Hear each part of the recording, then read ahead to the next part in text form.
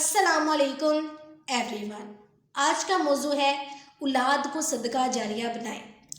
एक शख्स ने ख्वाब में देखा कि मुर्दे कब्र से निकलकर ज़मीन से कोई चीज़ समेट रहे हैं, लेकिन एक शख्स नहायत इत्मीनान से बैठा हुआ है। उससे पूछा कि ये लोग क्या चुन रहे हैं। उसने जवाब दिया कि ज़िंदा लोगों के सदका, दुआ या दुरूद शरीफ वगैरह समेट रहे हैं, उठा रहे हैं।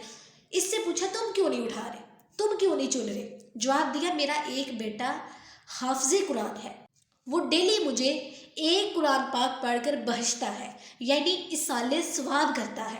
कुछ अरसे बाद इसने ख्वाब में इसी कब्रिस्तान के मुर्दों को देखा। इस मरतबा वो शख्स भी चुनने में मसरूफ़ था जिसका बेटा उसे कुरान पाक पढ़कर बहशता था, इसाले सवाब करता था। सुबह तहकीक की तो मालूम हुआ कि उसका बेटा इंतकाल कर गया है। इसलिए प्यारी बहनों, मौत हर किसी को आनी है और जब ये आती है तो नेकियां करने, सवाब पाने के दरवाजे भी बंद कर देती है। 3 चीज़ें ऐसी हैं जो मरने के बाद काम आती हैं। जैसा कि अल्लाह के प्यारे नबी सल्लल्लाहु अलैहि वसल्लम ने इरशाद फरमाया, जब इंसान मर जाता है तो 3 अमाल के अलावा उसके अमल मुतक़त्ता हो जाते हैं।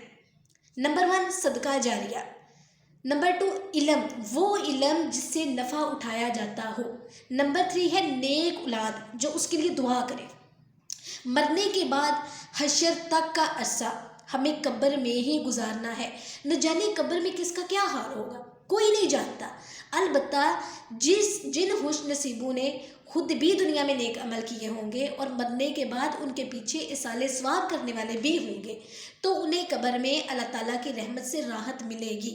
आजकल माशरे के हालात कुछ इस तरह के हैं कि ज़िंदा होते हुए भी लोग एक दूसरे का साथ नहीं देते, तो मरने के बाद कौन हमारे लिए इसाले सवाब का एहतमाम करेगा। यकीनन वो लोग बहुत खुशकिस्मत होते हैं जिन्हें मरने के बाद भी इसाले सवाब किया जाता रहता है। इसलिए हमें चाहिए कि सदका जारिया और इल्म नफ़ा का समान करने के साथ साथ अपनी औलाद को नेक रास्ते पर लगाकर दुनिया से जाएं, क्योंकि ये बहुत ज़्यादा ज़रूरी है। अगर हम अपनी औलाद को नेक बनाकर दुनिया से जाएंगे तो वो हमारे लिए सदका जारिया बन जाएगी। जो भी नेक अमल करेगा उसका सवाब आपको भी मिलता रहेगा। मेरी बहनों, हमारी औलाद हमारा सरमाया है, मगर हम इसकी तरबियत के हवाले से बहुत ही कमज़ोर हैं, हद से ज़्यादा कमज़ोर हैं। हमारी औलाद को बुराइयों की दीमक लगती ही जा रही है, ये रुक नहीं रही, ये मज़ीद बढ़ती जा रही है। अगर हमने अल्लाह पाक की नाफरमानी और जहन्नम से बचना है तो सबसे पहले उन्हें कुरान करीम की तालीम दे और दीन की ज़रूरी बातें सिखाएं। जो वालिदैन अपने बच्चों को इस्लाम की बातें, इस्लाम की बुनियादी बातें नहीं सिखाते, उनके लिए ये फ़िक्र है कि उनकी दुनिया की फ़िक्र करने वाले वालिदैन अपनी आखिरत की फ़िक्र करें कि उस वक्त क्या होगा जब हम इस दुनिया से चले जाएंगे। अभी तो आप अपना काम खुद कर लेते हैं, जिस वक्त आपको कब्र में नेकियों की ज़रूरत होगी तब आप क्या करेंगे, तो अपने बच्चों को उस वक्त के लिए तैयार करें। नेक औलाद का फ़ायदा हमें दुनिया और आखिरत दोनों में मिलता है। नेक औलाद कब्र में राहत पहुंचाती है, जबकि नाफरमान औलाद दुनिया में इम्तिहान और आखिरत में बाइस शर्मिंदगी बन जाती है। इसलिए कोशिश करें कि मरने से पहले अपनी औलाद को नेक बनाएं ताकि वो आपके लिए दुआ करे और आपके लिए सदका जारिया बन जाए।